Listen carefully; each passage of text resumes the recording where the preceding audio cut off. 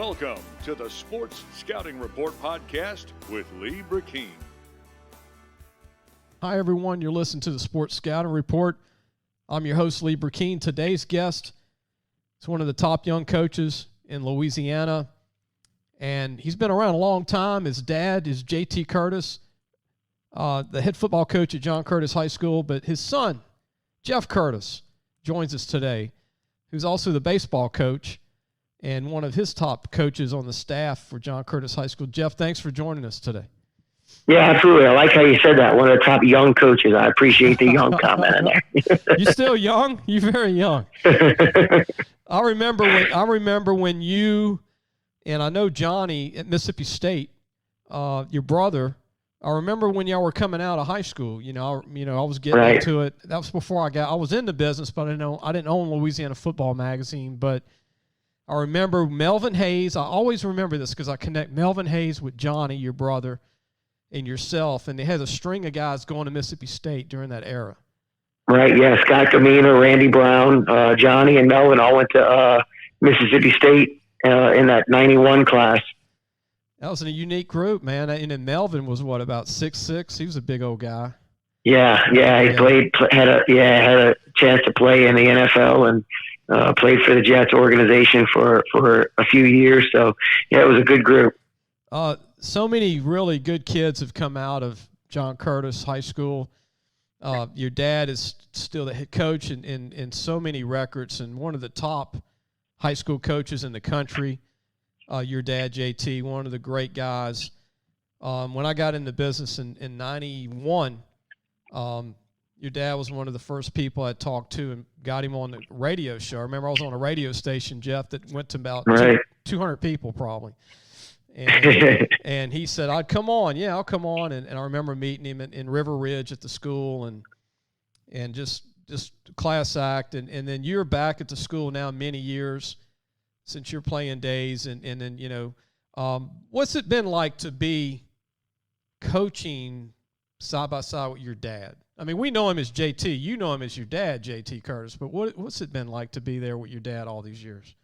Yeah, it's really surreal because he does such a good job of separating dad from coach, but also, father figure, mentor. So it's weird because he is my father, but he's also a father figure for so many. So it's almost like I have two fathers. I have my father at school, and then I have my dad, away from the field. And he does such a great job of separating the two. And he did that really good for me as a player too. For all of the Curtis family members that have played at John Curtis, whether they have the last name Curtis or Utzler or Rickner or Nackery or whatever, because my dad has three sisters and they all had sons. It's interesting because I'm the only one that played offense out of all of us. Everybody played defense. I didn't know that. So that's a good point. Yeah. And even going into Johnny's son, Jay Curtis, defensive player. My son, Jeffrey, he's just going to be in 8th grade, but he's taken a liking to linebacker. So it's really interesting. I don't know if that's a good thing or a bad thing for me to admit, right? That I'm the only one. Less injuries, maybe? Yeah, right. But it's interesting because I was the only one that actually played for him like as a position coach. He was my position coach. Yeah. So yeah, it's been really a unique experience, obviously, to say the least. But he does such a good job of being able to separate dad from coach and mentor. So it's been a fantastic experience to be able to coach side by side with him. And he has something that he tells us all the time. He goes, I don't want you to work for me. I don't want you to work for the school. I want you to work with me, and I want you to work with the school. And that's really kind of the philosophy that he's taken. It makes it such an easy transition when it comes to, being able to go to work every day and realize that you have just as much impact as anybody else on staff. Yeah. Nobody is above one, the other. We've got Jeff Curtis as our guest today from John Curtis High School. We're going to talk baseball in the show. Also, the 221 class that just signed. I want to keep talking about them because there's some kids that still haven't signed in the John Curtis High School 221 class. The guys that did sign, I'm going to bring it up, and then we'll talk a little bit about some 222 kids that are coming up. that could have some great years coming up this year in 222 that are going to be seniors, and talk about some of the famous baseball alums that have come out of Curtis. Cade Beloso, I know, is one of them. We'll talk about him. And then I know Cabrera was there at one point, Daniel Cabrera. Right. But we'll have more with Coach Jeff Curtis. We'll be right back.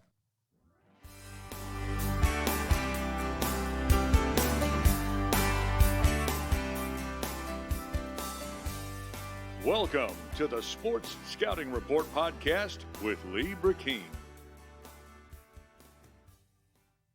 Welcome back. You listen to the Sports Scouting Report. I'm your host, Lee Brecheen. Our guest today is Jeff Curtis, the head baseball coach at John Curtis High School, also football coach, does everything. You know, we have a family-owned business, Jeff. My mom is 72 years old. She's been with me since she was in her 40s. I told her the other day, now I'm in my 50s. And, you know, you're used to that growing up around the family, running the school, and, like I said, uncles and, you know, cousins and, you know, maybe even nephews being involved now. But what an amazing job that your grandfather started years ago and now your dad. And we were talking the other day about Pete Jenkins, you know, being in his late 70s and still acting like he's 20-something years old. And your dad's the same way. I mean, people think, you know, well, JT must be like 60, you know, your dad. Right.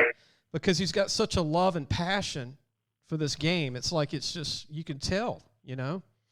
Yep. Yeah, it's amazing the amount of energy that he has. And I think a lot of that has to do with the way he's been able to live his life. You know, there's something to be said for good, clean living, you know. Yeah. Doesn't smoke, doesn't drink, doesn't, you know, run around and, you know, do crazy things, and really doesn't have any other hobbies other than cooking. He's a fantastic cook. I mean, really, really good cook. And that's what he really loves doing away from the field. But, you know, I think a lot of that has to do with it's just kind of the way that he lives his life and his passion that he has for young people and turning them into good young men and good young women. And, you know, our kind of motto at school is building champions for life. And that's, you know, something that really drives him every day. And it's a little bit embarrassing sometimes, Lee, because I'll be out there in the back end of a 2-a-day and I'm exhausted and I'm ready to turn the page and get home and eat some dinner, and he's still fired up and running around the field and screaming and hollering, and I need to check myself. You know, you said young coach earlier. Sometimes I don't feel so young in the back end of those 2-a-days, and then I look over at the 73-year-old. He's still going. So yeah, I tell people all the time. I say, you know, they'll say, you know, in conversations, just a bunch of guys maybe at a donut shop or wherever we're eating for lunch. They'll say, well, name 2 high school coaches you compared that would be the Nick Saban of high school football, or the Urban Meyer, or the Jimmy Johnson, or the Barry Switzers. And I'll say JT Curtis and Louis Cook. I said, those are the closest that come to mind for being the role models for just doing a phenomenal job, like you said, from molding young men and women to coaching and longevity at one school. And your dad is definitely in the top, 3 or 2 in every category almost as a high school coach in the country right now. Right, yeah.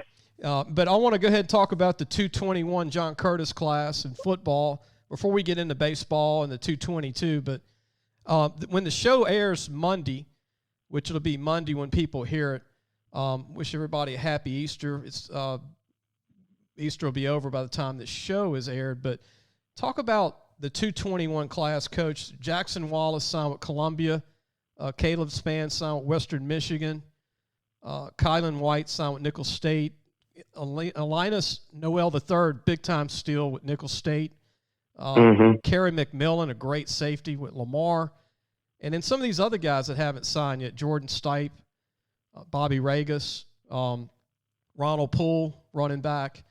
Juan Gonzalez is still kind of actually a free agent, I guess you could say, because he hasn't signed anywhere. Correct. And then you've got Vincent. I don't want to butcher his last name. Hey, Logidis. Yeah. Yep. Who I saw at Jesuit early on in his career. Good DB. And then also Richard Woodruff was a good player this year. Craig Gullen, DB, safety, strong safety, corner. John Drake. Just a heck of a group of guys, huh, Coach? This 221. Yeah. It really was a good group. It really was. And this is such an odd year. Just a tremendous amount of credit to those guys and their parents for, going back to this time last year with so much uncertainty, and then going into the summer and having all the rules and, working out in small pods and odd times and socially distant and missing spring training and missing their typical summer workout regimen and getting into two-a-days and not being able to do a typical two-a-day, and, just all the stuff that goes into what typically forms your season, and it just got almost ripped away from them. So a tremendous amount of credit to this year's seniors and those guys for, just doing a great job of staying together and doing what they needed to do. But this, the recruiting part of it was completely different than any other year that we've ever had, obviously, without coaches being able to come on the road and recruit and, see these kids face to face, and, with the NCAA, with giving a sixth year and loosening the restrictions on transferring. It's just such an odd year. We just feel like there's so many kids that, you hate to use this word, but undersigned. Right. With some really, really good players, Caleb Spann and Jackson Wallace and Linus Noel and those guys. Just, we felt like those were Division I, high Division I, maybe even Power 5 football players. Right. But because of the uncertainty with the numbers and the transfer portal and there's so much movement, there wasn't as much recruiting going on this year as there had been in the past. But, on the other side of the spectrum is God has a plan, God has a purpose, and those guys have all been placed somewhere where they're supposed to be. Yeah. And we're big believers in that. So those guys are all going to go to places and they're going to do very well, and they're going to be successful, and they're coming with a lot of toughness behind them and a lot of football knowledge and football IQ, and we think they have a chance to be really, really good football players at their respective universities. I want to share this with you. I was in Monroe. I told you and your dad the other day. I was up there with Terry Bowden and his staff, and I know Tony Hull's going to be recruiting New Orleans, the former Warren Easton head coach. I mentioned, they told me, said, man, they were looking for O-linemen. A lot of these guys are new. They're not from Louisiana, some of them. Right. And I did mention, just so you know, Juan Gonzalez's name, so they should be getting in touch with him. I said, this is a guy still around. And right. So that should help him. I don't know what they'll do, but heck, they need 9 O-linemen right now at ULM. So that's a good, like you said, new coaches come in. They're not from Louisiana, and then you give them some names. And like I said, like this kid, Caleb Spann, going to Western Michigan. What a steal. What a steal. 4-year starter. Just four-year starter. Yeah, 4-year starter at a program like ours. Those guys are few and far between. Can play a variety of positions. Safety, he can play corner. He played running back for us this year. He's played receiver for us in the past. Dad is a high school football coach. Dad was a former offensive lineman at Southern University in Baton Rouge, and played a little bit in pro football. And so he has a tremendous, tremendous football IQ. Could play a variety of positions all over the field, any special team you want. But he was just, part of that class that just got caught up in the mix of a numbers game, tremendous student, really good ACT score, really good GPA, National Honor Society kid, dual curriculum in enrollment, is probably going to have 9 or 12 hours after he finishes his high school career of college credit. Yeah. So it's kind of a head scratcher. But credit to Western Michigan and Jim McElwain up there and Tim Skipper, who was the guy that recruited him, and Tim's got ties in the New Orleans area. His dad coached with the New Orleans Saints, and Tim grew up in the New Orleans area when his dad played here, so has some ties here and knew the Spann family, and credit to them for getting him up there, because he's going to be an impact player for him for sure. And then another one who I think is a national recruit, nose guard, D tackle, Linus Noel, another 4-year starter going to Nicholls State. Man, Rebo stole this one. Yeah, he sure did. Man, he really, other than being 6'4", he really has everything that you look for in a nose tackle.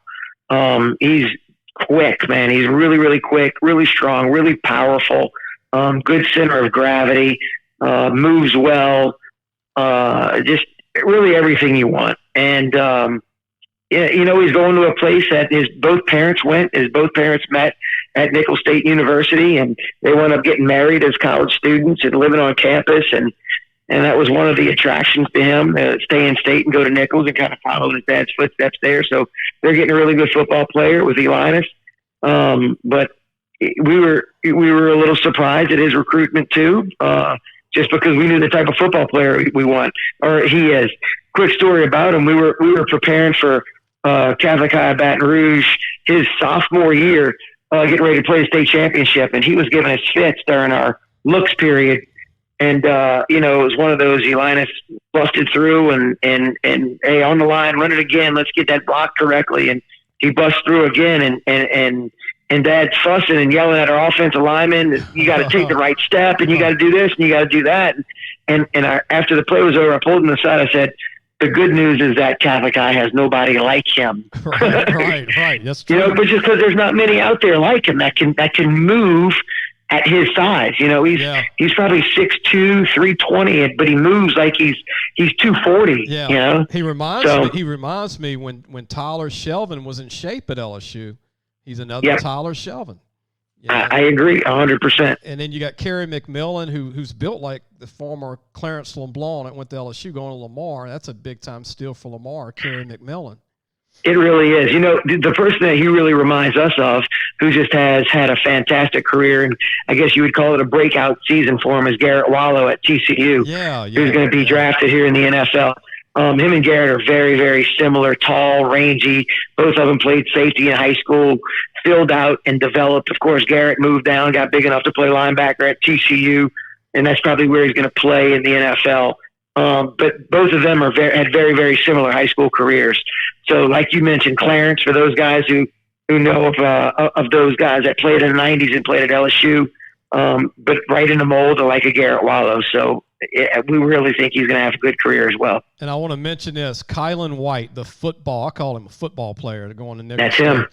The toughest kid I saw on film, fits that Nicholls State criteria, just a tough guy that's not so much a 40-time guy, just a football player.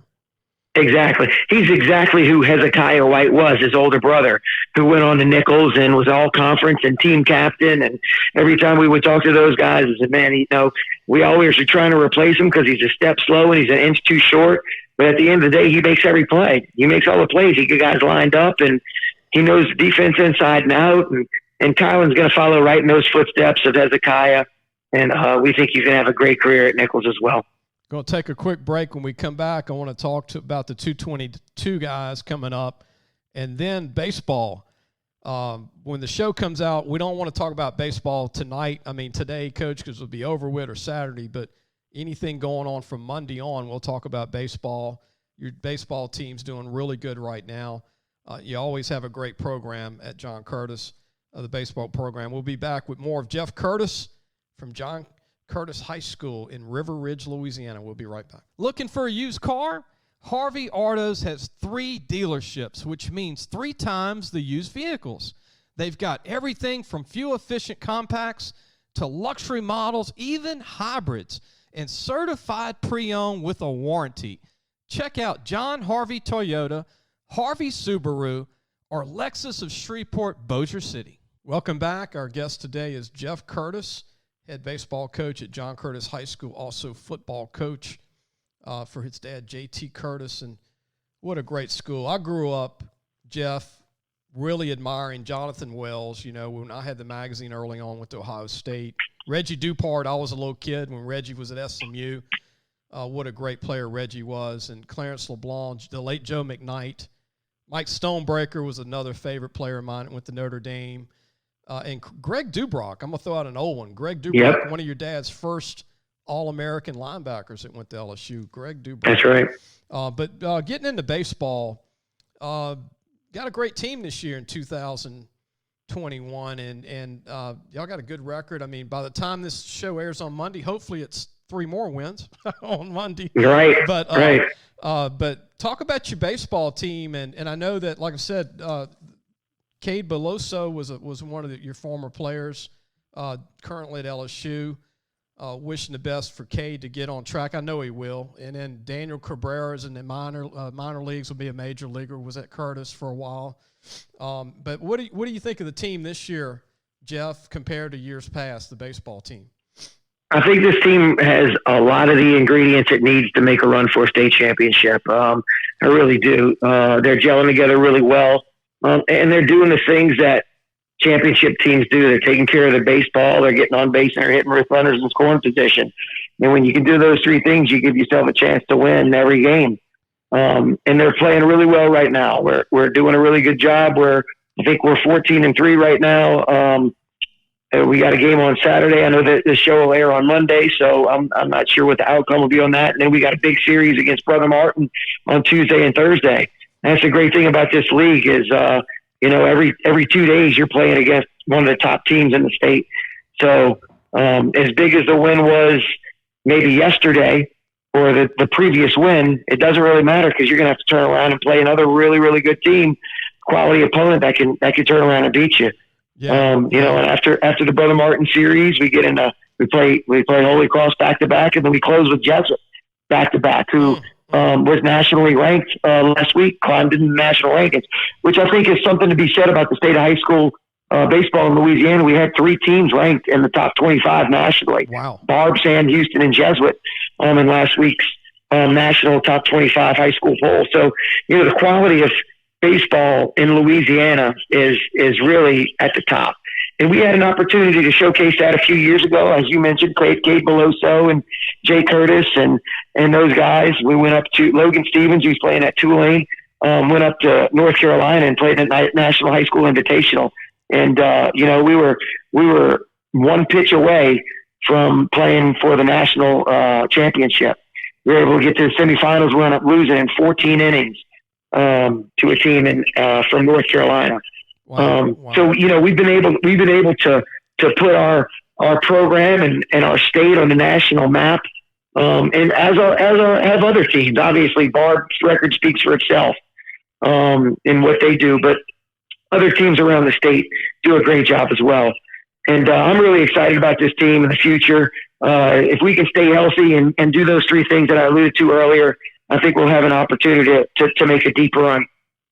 Coach, speaking of the talent that's come out of New Orleans, just you look at Helmers from Jesuit at LSU right now as a freshman. He looks like he's going to be a good player at LSU as a pitcher. He could have been a batter. He tried both, but obviously you got to pick one. And then the first baseman at LSU is from Brother Martin. He's going to be a major league guy. And then this year, like you said, Jesuit's loaded with players. Brother Martin, everybody you play. Dykeman was a player in the league. And any guys coming up on your team that you feel like will be a D1, 1AA guy in the next year or two that you'd like to promote or put their name out there? Yeah, we got a senior shortstop, Nyan Hayes, who's a really good player for us. Michael Curtis, Jay's younger brother, is a senior. Huh. He could play college baseball, but he has chosen to further his academic career by accepting an academic scholarship to Northeastern in Boston University. Wow. In Boston, Massachusetts. And he got a tremendous opportunity to go up there. And he told his dad last year or a little over a year ago, he said, "Dad, I don't think I want to play college athletics. I want to try to get an academic scholarship and focus on academics when I get to college." And his dad said, "Son, whatever you want to do, whatever makes you happy. Right. You've worked really hard. Are you sure?" And he said, "Yeah," because he's actually a really good tennis player as well. Okay. So I think he could be a Division I college baseball player, but he chose a different avenue. And hey, more power to him. Go pursue your dream. So we got a couple of seniors that could play. Richard Woodruff is another one. You mentioned him earlier about being an offensive lineman. He swings it pretty well and pitches for us. We got a junior, Logan O'Neill, who's a really, really good player. He's committed to actually UNO right now. Okay. So he's a Division I player. And we got a couple of sophomores right now that are being recruited, and Michael O'Brien and Austin Ackle and guys like that. So we got a bunch of guys that are doing really good in the baseball diamond as well. And again, that goes to the quality of the state and the quality of the league that we play in.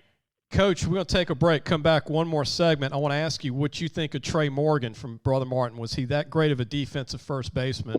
Did you see that in high school with him? And also talk about the 222, some of the guys coming back for football. We'll be back with more with Jeff Curtis from John Curtis High School in River Ridge, Louisiana. We'll be right back. So, hey, guys, just wanted to take a minute to tell you about Harvey Autos. If you need a new or used car, there's 3 great dealerships right here worth checking out. John Harvey Toyota, Harvey Subaru, and Lexus of Shreveport, Bossier City. Low prices, honest people. Tell them Lee sent you. Welcome back. You're listening to the Sports Scouting Report. Our guest today is Jeff Curtis with John Curtis High School, John Curtis Christian High School in River Ridge, Louisiana. Coach, what do you think of Trey Morgan? He's getting a reputation already as one of the best defensive first base guys in the country as a true freshman out of Brother Martin. Did you see that in high school? Yeah, we sure did. We saw it up close and personal for a number of years. Trey played a really good first base for Brother Martin. And there was a couple of games that he made plays at first base that a normal high school first baseman doesn't make. And without him playing first base, maybe could have turned in some big innings for them. So, yeah, we actually have seen that for years, and it's not a surprise to me. He's a hardworking kid, loves the game, plays it the right way. So it's no surprise that he's having the success that he's having right now. Coach, changing the topic to football, I know that, every year y'all got to replace a lot. It's a different team every year. But y'all got a team coming back led by some good seniors. Buddy Taylor, a really good, very athletic quarterback. What do you think of Buddy? I mean, he's very unique. He can run. He could do it all. Yeah, he really can. Buddy is a really good player. He's got a bigger arm than what people give him credit for, and really made some nice throws this year for us. He's a passer. He's not just a thrower. He understands what throws need to be made where. He can make the touch throw. He can throw it deep. He can pitch and catch the easy throws. So he's done a really good job for us doing that. And he's really, really athletic and fast as well. He's a really good player, and he's an integral part of our team. Yeah, I mean, he looks like he runs 4.3 in a phone booth, Coach, between the sidelines. And then Javon Davis, what an under-the-radar D1 receiver. Good-looking kid, Javon Davis. Absolutely. Javon reminds me a lot of Malachi Dupree. He's long, he's athletic, he can go get it. Tremendous work ethic. I mean, he's always trying to improve his game. Very selfless player. We're in a playoffs and it's late in the game and it looks like we're going to win the game and move on and advance to the next round. And we've only thrown it a couple of times and he hasn't had many touches and we score to kind of put the game away. And he's just as excited that we're winning the game and we're moving on as catching a touchdown pass or making a freakish catch just because he's a great teammate. He'd go over and play corner. He'll play free safety. He'll play on special teams. He's a really special player, and I think he's going to have a fantastic senior season. I want to mention this guy before people ask. Connor Orgeron, not Kenda Ed Orgeron. I asked his dad, but his brother was a 4-year starter. He's at Nichols, and then this kid, I remember seeing him on the field as a freshman for your dad and you at tight end as a true freshman. Yeah, he sure did. He started for us at tight end as a freshman and played there as a sophomore. And we got another tight end behind him that's a grade behind him who we thought could step in this year as a sophomore and hold down his tight end slot. And we needed some help at linebacker. So he moved over, which is a little bit more of his natural position. And he had a tremendous year for us at linebacker, a kid that can really, really run a lot more than people think. Big body, strong, athletic, can cover, can blitz, physical against the run, but obviously being a former tight end can also play the pass game as well, which is a tremendous asset. Y'all have had some good linebackers. I think when I think of him, I think of Mike Merler. Remember Mike Merler from way back? Oh, yeah. Yeah, absolutely. Mike played at LSU. Darren Marlborough, a couple of guys. Yeah. And then, I don't know, is there any more long snappers in the Englander family? Because Timmy, he's coming back as a senior, but his older brother was a long snapper too. It's a lot. Sure was. They have a third one coming up when this kid graduates, Coach? They do. They have a younger brother, but he's not. I think he's only in like the 5th grade. So Okay. we got a little while before he gets up there. Yeah, another D1 long snapper. It's good to have a long snapper that can do it. Timmy Englander. Those guys are invaluable. Invaluable. And then a good-looking DN, Jared Washington. I think he's got a ton of ability, Jared Washington. Yeah, Jared's got a tremendous upside. Transferred from another school, came in, sat out his sophomore year because he had transferred in, lived out of the district, and played last year. Really was a first-year player for us after kind of learning the system, and got better and better as the season went on. But his intangibles this year have really started to manifest themselves. He's really starting to step up, become a leader, and we're looking for him to have a really big senior season. And another kid at D-tackle who's good enough to play at DN probably at some colleges, Siobhan Lane, who's got a lot of ability, has yet to hit his full upside. He's got so much potential as a D-tackle, Siobhan Lane. Yeah, really. Siobhan was coming on strong for us at the end of the season. I mean, playing really well. Was a young junior, and it took him a little while to kind of get used to the game, and grew up and matured, and was really starting to play like we thought he was capable of playing, and dislocated his ankle in the playoff game against Scotlandville. It was a really gruesome injury.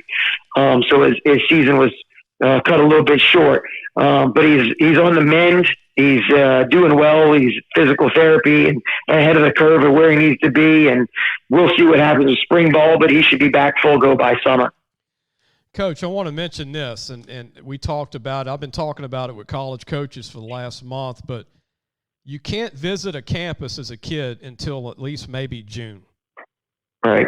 And coaches can't come to high schools until maybe June. Well, by June, they're going to be starting. They're practicing their team, getting ready for the fall. So this is 2 years in a row that high school coaches can't come in and meet with high school coaches, college coaches, and then kids can't even go to a campus on an unofficial, official, and be around any personnel until maybe June of this year. That's tough right now for kids that are going to be 222 seniors.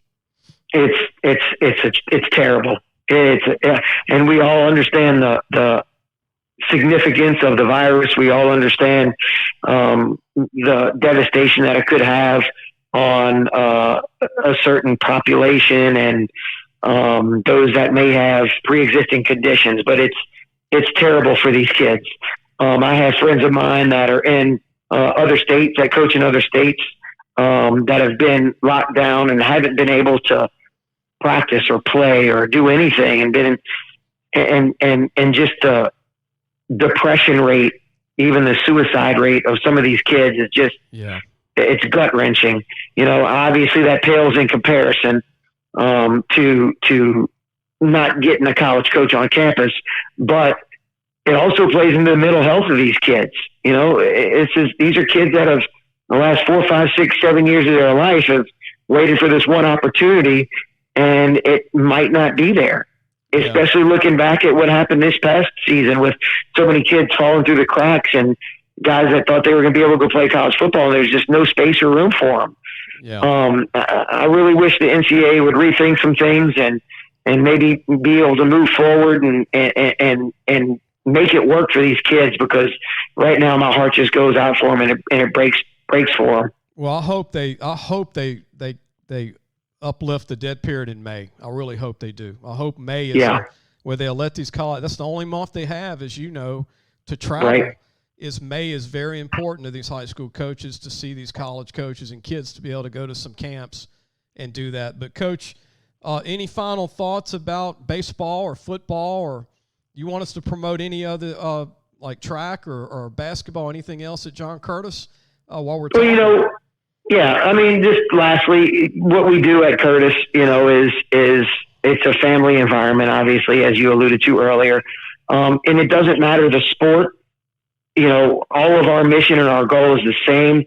Obviously, a tremendous administration behind us that's going to give us everything that we need, no matter the sport. Like you said, track, basketball, football, softball, girls basketball. The mission is the same: build champions for life. And if we can build those champions off the field, then the football field or the basketball court or the track or the baseball field, that's just a manifestation of of who and what that individual kid is and what those teams are. So as long as we can continue to follow those principles that are God-based and faith-based, then we feel like we can continue to just get better and better and better every season and every year. I want to mention something. You're going to love this. I know your dad will love this when he hears the show. But John Curtis Christian High School needs to be credited for one guy that's going in the NFL Hall of Fame. It needs to be on his football card. And that's Alan Faneca. Was John Curtis before him and his mom had to move to Texas. But exactly. He was actually in my class. Really? Alan and I were classmates. Yep. I was going to ask you that. What was he like at that time? I know he was a young guy then, probably ninth grade, 8th grade? No, it was before that. He was 5th through 8th, I believe, is when he was at Curtis, 5th through 8th, and he left after his 8th grade year. Yeah, they need to not just put Texas on there. They need to put John Curtis High School, Louisiana, and Texas, because he's from New Orleans, and a lot of people don't realize that. They don't realize he's from the West Bank. Yeah, from the West Bank. I believe he lived in Harvey. So yeah, Alan was he was a quiet kid in class, but had a fiery streak to him on the field, and he was as competitive as anybody, and it was a lot of fun being able to play with him, and then just totally quiet and unassuming off the field, almost just that switch would flip, and he would just go turn into an animal on the field, and he was a really good player, obviously, but a better person, and fortunately been able to keep in touch through the years, and he's just a great person. Nobody more deserving than him. Well, I'll tell you what, if he would have somehow stayed in Louisiana and didn't have to move with Melvin Hayes, oh my goodness. I don't know if Godfrey was there at the time or not. But Godfrey, yeah. So that was a heck of a line then. And Jeff, I know you're busy. Again, happy Easter to you and your family and all of the Curtis family. And I appreciate you taking the time to be a part of this and go statewide, because we're able to get this to Shreveport and Bossier City and Natchitoches and Monroe and Lake Charles, all over the state. I'm glad we're able to it would take 22 shows to probably talk about all the players that have come out of John Curtis High School and all the stuff we could talk about. But I think we got a lot of it done today on the show. But look, good luck to you. I hope y'all win a state championship in baseball too. Thank you. Really appreciate it. Thanks for all that you do for Louisiana high school football and Louisiana athletics in general. Jeff, don't hang up. We're going to go ahead and end the show. Everybody go to lafootballmagazine.com. We're working on our 25th preview issue, 25 years as a family. We got nothing on the Curtis family, but 25 years. We're putting out our preview magazine in September. Could come out late August, early September. And we're working on that. We'll send our copies always to the coaches in the state. But go on our website. You can get a copy, lafootballmagazine.com. We will see you Wednesday. Take care.